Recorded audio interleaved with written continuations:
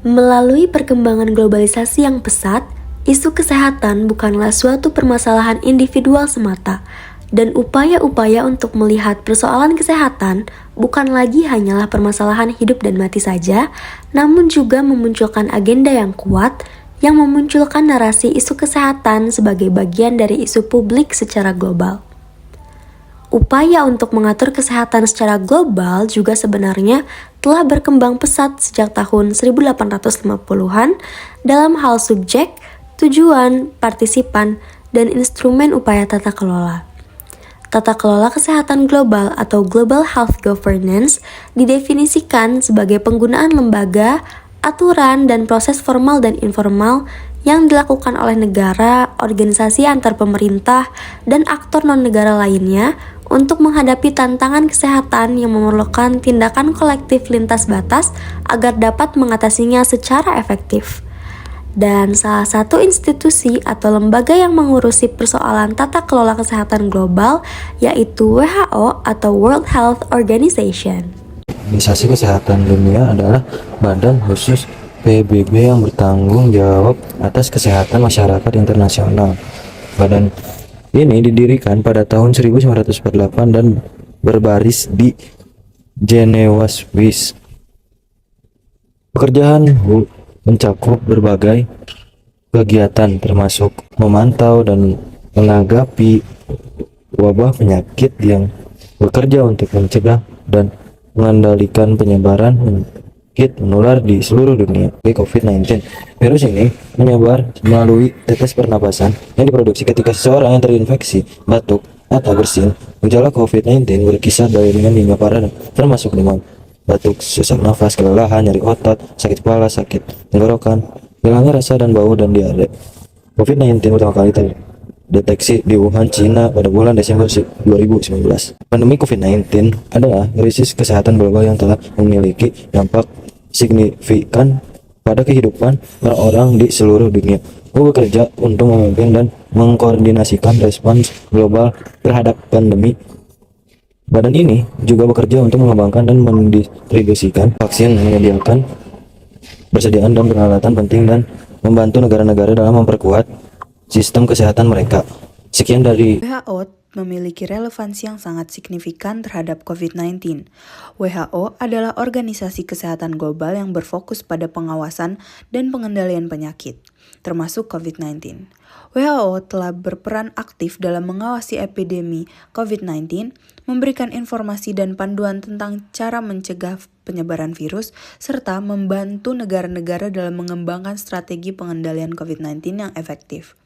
Pada awal pandemi, WHO menetapkan COVID-19 sebagai pandemi dan terus memberikan bimbingan dan dukungan kepada negara-negara dalam menghadapi krisis kesehatan global ini.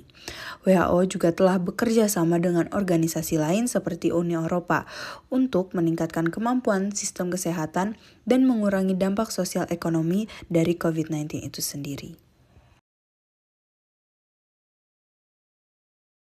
WHO berperan penting dalam penanganan COVID-19 melalui berbagai program dan inisiatif. Salah satu kontribusi utamanya adalah pengembangan WHO Blueprint on COVID-19 yang memfasilitasi kerjasama dalam pengembangan vaksin dan obat-obatan.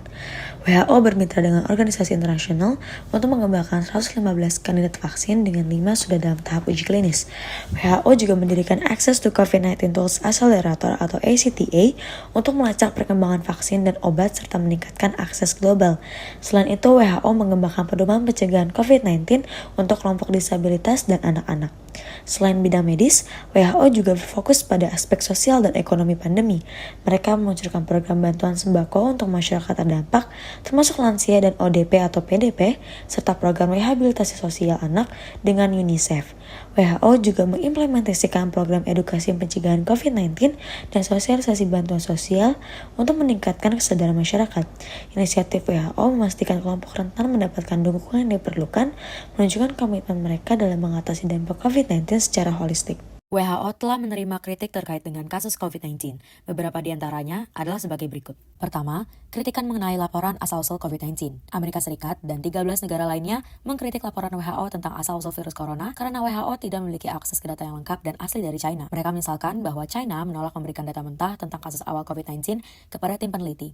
yang berpotensi mempersulit upaya mencari tahu bagaimana pandemi global dimulai. Kedua, ketidakmerataan distribusi vaksin. WHO dikritik karena terjadi ketimpangan distribusi vaksin, di mana pada tahun 2021 puluhan juta vaksin sudah tersedia di negara-negara kaya, sedangkan vaksin tidak tersedia luas di benua Afrika. Negara-negara kaya mampu memvaksinasi 100% populasinya, sedangkan negara-negara miskin hanya mampu memvaksinasi 20% populasinya. Ketiga, kritikan Presiden Jokowi soal penanganan COVID-19. Dalam World Economic Forum, Jokowi menyatakan bahwa krisis COVID-19 menunjukkan kerapuhan ketahanan kesehatan global. Dia menilai bahwa kerjasama internasional yang ada tidak menyediakan solusi permanen terhadap masalah tersebut. Jokowi juga mengkritik bahwa peranan WHO belum mencakup banyak hal strategis bagi kehidupan dunia. Dia menyatakan bahwa diperlukan sebuah solusi permanen untuk menghadapi masalah kesehatan yang tidak terduga seperti COVID-19. Analisis teori realisme terhadap peran WHO, World Health Organization, dalam menghadapi COVID-19 dapat dilihat sebagai bagian dari konteks politik internasional yang menekankan kepentingan nasional dan keamanan negara.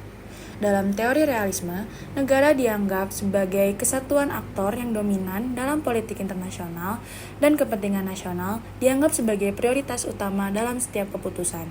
WHO sebagai organisasi internasional yang berfokus pada kesehatan berperan sebagai aktor yang berupaya menghadapi pandemi global. Namun, dalam teori realisme, WHO juga dianggap sebagai aktor yang terbatas dalam kemampuan dan sumber dayanya, serta bergantung pada bantuan dan kerjasama dari negara-negara lain. Kata kunci dari pandangan realisme melihat peran WHO terhadap menyebarnya COVID-19 adalah terbatas.